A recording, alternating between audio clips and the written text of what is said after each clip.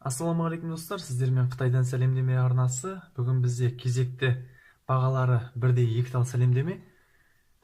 Бұның әрқайсының бағасы 350 теңге тұрады. Ал ашып көрейік. Бірінші сәлемдеме бұл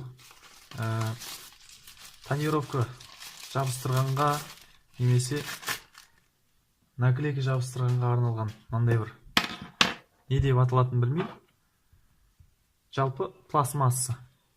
Тонировканы көлікте бетіп ауасын шығару үшін арналған осындай бір жағы пластмасса, бір жағы мынандай губка тәрізді мынандай атақты фирма 3M деген, бірақ бұл Қытайда жасалған.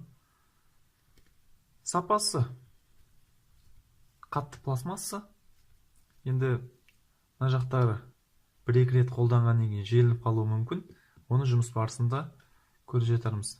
Жалпы 1 ай көлемінде келіп жетті. 2 тапсырыста бір күнде тапсырыс берген болатын, бір күнде келіп жетті.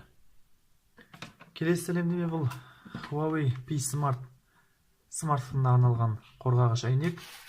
Бұның да бағасы 350 теңге тұрады.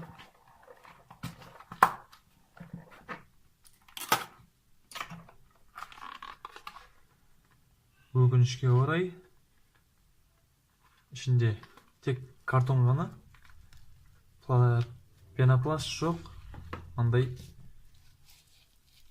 қорғағыш пакетке салып жіберген екен. Көреген сынып қалмады ма екен? Жалпы сынбаған, әдемі келіп жетті, қосалқы жабдықтарымен бірге. Бірақ та картон қағазбен қаптау бұл өте бір қауіпті секілді. Өйткені кішкентай ғана бір үлкен жүктің астында қалып майысы сынып қалады. Мынау бұл ештеңе ұстай алмайды, өйткені жұмсақ нәрсе. Жалпы бұл сәлемдеме маған тапсырыс берген болатын. Бұл сәлемдемені сол тапсырыс берген кісіге жіберем, өз бағасын бере жатар.